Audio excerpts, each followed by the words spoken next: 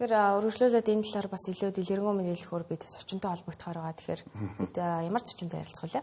Тэгэхээр өнөөдөр бид Монголын чухал ашигт малтмалын ассоциацийн удирдах зөвлөлийн гишүүн Сурх баяртай ярилцахаар студид өрөөд байна. Өглөө нэмдэргээ. Өглөө нэмдэргээ. Тэгэхээр яг одоо дэлхийд даяар яг өнөөдрийн байдлаар бол маш их одоо хүмүүс самуунтай байгаа. За үүнийг дагаад бол одоо нийлүүлэлтийн сүлжээ болно. За байгалийн нөөцийг бүрдүүлэх талаар бас улс орнууд бол нэлээдгүй одоо чухал ач холбогдолтой ийм алхмуудыг хийж эхлэв байна л да. Тэгэхээр манай Монгол улсын хувьд одоо яг юуг бид нар ямар ч гэсэн чухал ашигт малтмал гэж одоо нэрлж үзэж байгаа вэ гэдэг талаар мэдээлэл тав гэж. За баярлалаа. Тэгээ өнөөдөр дэлхийн нийт хийгээд Монгол улсын хувьд хамгийн одоо анхаарал татах шаардлагатай илүү анхаарлыг хандуулах ёстой асуудал бол энэ шинэвийн уул уурхай хөгжлийн асуудал гэж бид бол ойлгодог. Тэгэхээр ер нь бид түүхэн талаас чухал ашигт малтмалын стратеги ашигт малтмалыг бодоод үзэхэд жишээ нь одоо 50-60 жилийн өмнө бидэнд байгаагүй зүйл өнөөдөр бидэнд байж байна. Монгол улсын одоо нийгэм эдийн засгийн хөгжилд үнэтэй үнэмэр оруулж байгаа өнөөдрийн одоо ашиглалтанд байгаа уул уурхай төслүүдийг бид ярьж болно тийм. Тэгэхээр ер нь бол түүхэн талынхаа энэ ач холбогдол гэдэг юм уу энэ төслүүдийн нөхцөл байдлаас дүгнээд үзэхэд чухал ашигт малтмал гэдэг бол нэг талаар шин зүйл биш.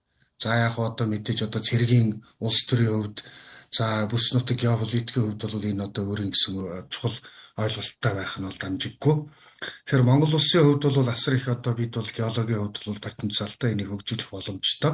Гэхдээ бидний хувьд бол одоо тулгардаг бэрхшээлтэй асуудлууд байна. Наадзах нь одоо хөрөнгө оруулалтын хувьд за цаашлаад одоо техник технологийн хувьд за байгаль орчныг хамгаалахтай холбоотой асуудал бүр цаашлуул ер нь шинэвийн уул уурхай төслүүдтэй холбоотойгоор энэ логистикийн хувьд, тээврийн хувьд, үн тарифын хувьд гэдэг ингээд хөгжиж байгаа орны одоо дэлхийн бусад одоо хөгжиж байгаа орнуудын хувьд байдаг л ийм сорилтуудтай тулгарч яваа тэрийг хэрхэн яаж шийдвэрлэх вэ гэдэг рүүгээ улсаараа чиглэж яваа ийм онцлогтой улсалдаа бидтэй. Тэгэхээр бид Монголын чухал ашигт малтмалын ассоциац өөрөөр хэлбэл энэ улсынхаа одоо тулгарч байгаа гэдэг юм уу энэ сонирхолтой сорилттой байгаа асуудал нэмэр оруулах зорилгоор одоо бид байгуулагдаад нэлээд идэвхтэй үйл ажиллагаа явуулж байна. Тэгэхээр дэлхийн нийтийн жишгийн хувьд сая одоо та бүхний өмнөх мэдээгээр гарсан одоо улс орнуудаас жишээ татаад гэдэг юм уу ер нь G7, G20 за бусад одоо бүс нутгуудын хувьд гээд анхаарахад бол чухал ашигт малтмалыг хөгжүүлэхэд тусгайлан бодлого гаргаж ажиллаж байгаа. Тэр бодлогын одоо илэрлэл нь хэрхэн яаж илэрч байна гэхээр тухайлах юм бол одоо чухал ашигт малтмалын жагсаалтыг гаргаж байгаа. Тэгэхээр бол Канада улс гэхэд одоо 30 гаруй гэдэг юм уу, Европын холбоо одоо 30 гаруй гэдэг юм уу. За Европын холбооны жагсаалтын тухайд юм бол одоо нүүрс байж ах жишээтэй тий. Тэгэхээр нэг талаасаа юу гэдгийг нүүрсний одоо 90 дуусч байна. Эдгээр ногоон шилжил, ногоон эрчим хүч хүлэмжийн ялгаралтай холбоотойгоор энэ шатах ашигт малтмалын хэрэглээг бууруулна гэдэг хандлага байгаа боловч ер нь тухайн бүс нутаг улс орны өөрийн хөгжлийн хэрэгцээнээс хамаарч энэ жагсаалтын асуудал тодорхойлогдож байгаа ийм онцлог биелэлтэй. Тэгэхээр манай ассоциацийн хувьд бол бид нэг 3 жилийн өмнөөс нэг 11 төрлийн одоо ашигт малтмалыг ер нь Монгол улс бол чухал ашигт малтмалын төрөлдөө оруулж зарлж болох юм гэдэг ийм санаачлалыг бид гаргасан. Тэгэхээр энэ дотор байгаа хийгээд байхгүй ирээдүйд одоо бид бас бий бол ашигт малтмалыг оруулж ингэж зорж ажиллаж байгаа. Тэгэхээр энэ жагсаалтын ач холбогдол бол өөрөөр хэлбэл улсууд бүс нутгийнхаа хувьд хамтын ажиллагааныхаа хүрээнд илүү эренбэлж байгаа, илүү ач холбогдол өгч байгаа. Энийг одоо түргэтгэж хөгжүүлье гэдэг энэ талаас анхаарч байгаа ийм нэлээд одоо прагматик энгийн одоо арга барил байна гэж ойлгогддог.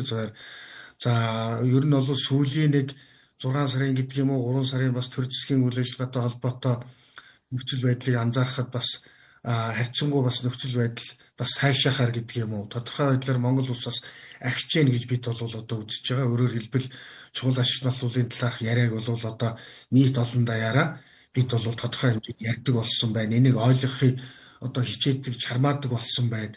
За нөгөө талаар одоо нэр бүхийн улсын хурлын гишүүд тухайлсан чухал ашигт малтмалын төслүүдэд бас төр бодлогын хувьд үйл ажиллагааны хувьд дэмжлэг үзүүлэх одоо ийм хуулийн гэдэг юм уу зохицуулт санаачлагыг гаргаж явж байгаа нь бол сайшаалтай хэрэг байна.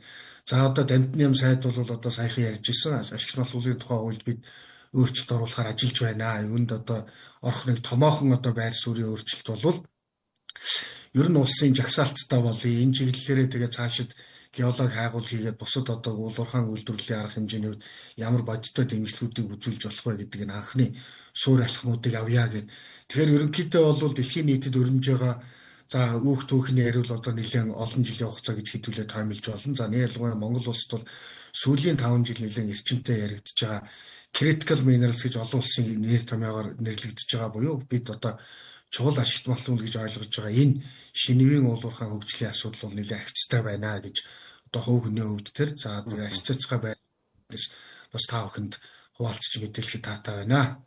Тэгэхээр яг чухал ашигт малтмалын бас төслийг дэмжих тухай бол бас боловсруулагдж байгаа. Тэгэхээр энэ хууль бол хаврын чуулганаар бас хилцүүлэх товтой байгаа шүү дээ. Тэгэхээр яг энэ хууль маань яг энгийн одоо ашигт малтмалын хуулиас бас юугаар ялгаатай болж байгаа бол?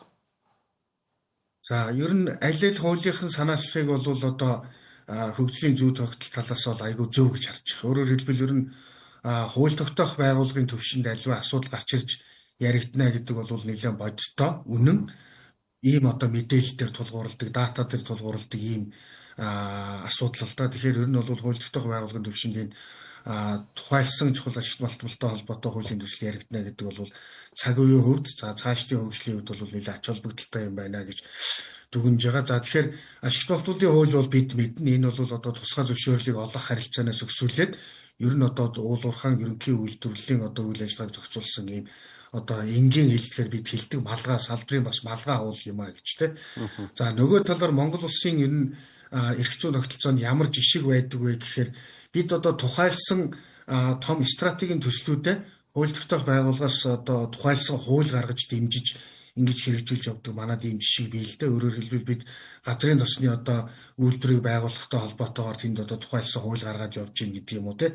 Тэгэхээр энэ одоо эрх зүйн хөгжлийнхээ энэ жишгийг дагж одоо чухал ашигт малтмалын гэж нэрлэгдэж болох цаашид хөгжүүлэх шаардлагатай гэж үзэж байгаа төслүүдийг тэр жагсаалтынхаа хүрээнд гэдэг юм уу нэлээд одоо стратегийн хувьд ач холбогдол өгч ингээд тусгайлсан эрх зүйн зохицуултыг бий болгоё гэдэг энэ Монгол улсын их хурлаас гарч байгаа хууль тогтоох байгууллагаас гарч байгаа санаачлал бол бас одоо нэлээд үр дүнтэй байж болох юм. Гэхдээ мэдээж одоо альва хууль батлагдаж гарна тодорхой хэмжээнд одоо хэрэгжин нутагшин гэдэг бол өөрөө цаг хугацааны асуудал байдгийг бид бол мэднэ. Тэгэхээр ер нь бол энэ цаг хугацаа цаг үе хөгжил хэрэгцээ шаардлага талаасаа бол ашигт малтмалын тухай хуулийн хүрээнд яригдж байгаа асуудал за нөгөө талаар тухайлсан одоо эрх зүйн зохицуултын хүрээнд яригдж байгаа энэ асуудал бол Монгол улсын энэ цаашдын чухал ашигт малтмалын хөгжилд бол одоо үнэтэй хөнөмөр оруулах ийм одоо үйл явдал болж байна гэж харж бас хөндлөнгөөс дэмжиж байгаа.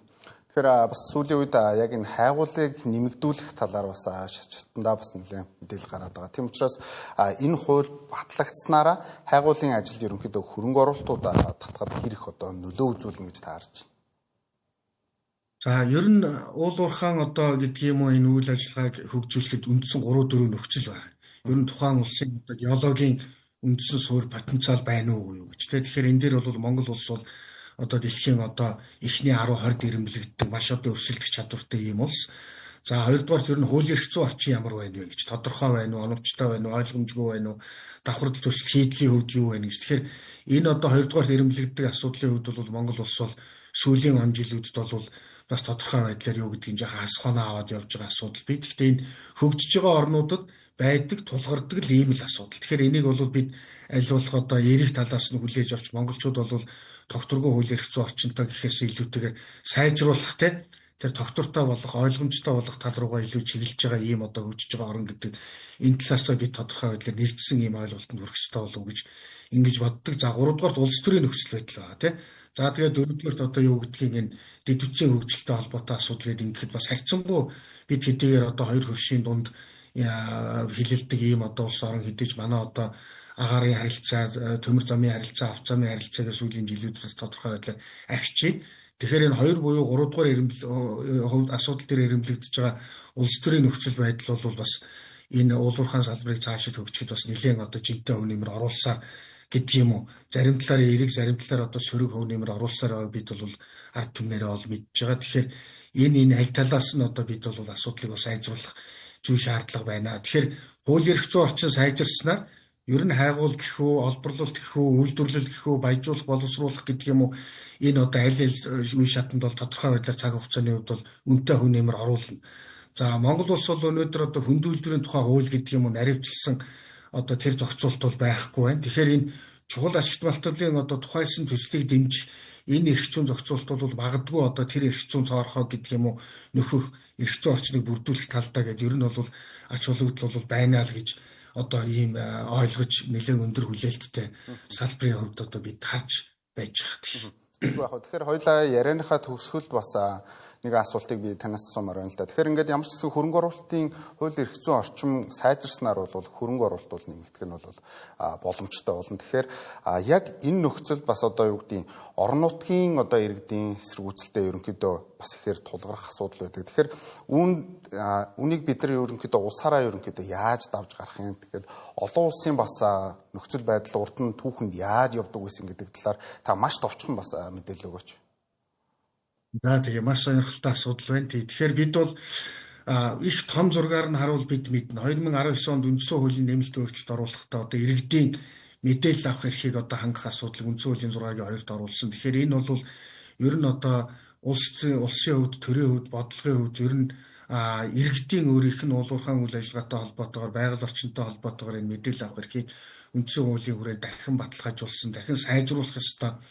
Холбогдох салбарын зохицуултуудыг одоо улам чамбааруулах хэрэгтэй гэдэг ийм ард түмний гэрээ гэдэг юм уу нэг ийм том зураг болсон гэдгийг бас тодтогоод хэлхийг хүсэж байна. За нөгөө талаар иргэд та бидэнд бол уул уурхаа бол ерөнхийн нэр томьёог сонсоход бид бүгдийг мэддэг шиг боловч нөгөө талаар бид бодоход бидний мэддэггүй шин соёл, шин салбар гэж ойлгох хэрэгтэй байна гэж бид одоо би хувьдаа бол тэгж бодож байгаа. Тэгэхээр бид ерөнхийн сонссон за хоёрдугаар энэ уул уурхаа гэдэг ингээд юу гэдгийг ухаад олборлоод ачтгэл гэдэг ийм ерөнхий зүй тогтолцоог ойлгохоос түүнээс цааш асуудлыг бол үнэхээр бидний энэ өнөөдрийн цаг үед хийгээд цаашид бол шинэ хэвээрээ байна. Тэгэхээр энэ шинэ гэдэг ойлголтыг задлахын тулд иргэдэд одоо мэдээлэл бол ил тод байх болох ёстой шаардлагатай байна. За үйл ажиллагаа бол одоо тодорхой байдлаар шийдвэр гаргах тэр нөхцөл байдалд бас оролцдог байх хэрэгтэй гэдэг олон улсын жишгүүд хоёрдугаар нь Монгол улсын холбогдох хуулийн шаардлагуудыг бид цаашид бол тодорхой байдлаар хэрэгжилтийг нь эрчимжүүлэх, сайжруулах ийм шаардлага байна л да. Тэгэхээр одоо ер нь бизнест бол нэг хэл байгаа. За энэ бол бид мэддэг байгаль орчин нийгэм засаглал гэж. Тэгэхээр олон улсын томьёонд хэллэгт яригддаг энэ ESG буюу Environment Social Governance гэдэг энэ ойлголтыг илүү нутагшуулах.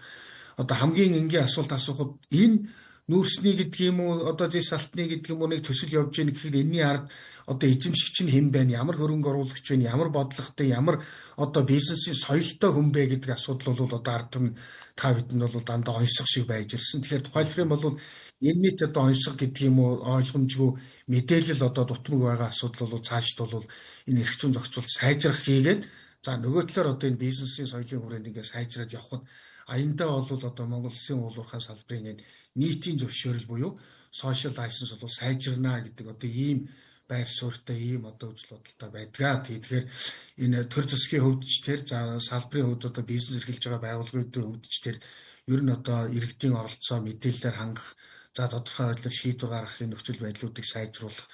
За мэдээж одоо төрийн хувьд бол бодлогын хувьд бол нэг том асуудал бол үр өгөөжийг хэрхэн яаж сайжруулах вэ гэдэг бол энэ бол том зургийн асуудал байгаа. Тэгэхээр ийм одоо нарийн чимэглүүр гэдэг юм уу хэд хэдэн асуудал бид ингээд анхаарал хандуулад явж байгаа зүй тогтлоо улам сайжруулад явхад Монгол Улсын уулуурхай салбарын нийтийн одоо зөвшөөрөл ахиж улс их орны одоо хөгжил одоо цаашид эргэлзэхгүй цэцгэлж хөгжнөө л гэдэг л одоо ийм байр суурь хийгээ да. Аха. Баярлалаа танд одоо маш одоо дэлгэрэнгүй бас яг энэ чухал ашигт малтмал гэж юу юм за энэ тэгэхээр хууль одоо эрх зүйн хүрээнд ямар хуу байгаа талаар мэдээлэл өгсөн танд маш их баярлалаа. Та өдрийг сайхан өнгөрүүлээрэй. Баярлалаа. Та бүхэнд ажлын амжилт хүсье.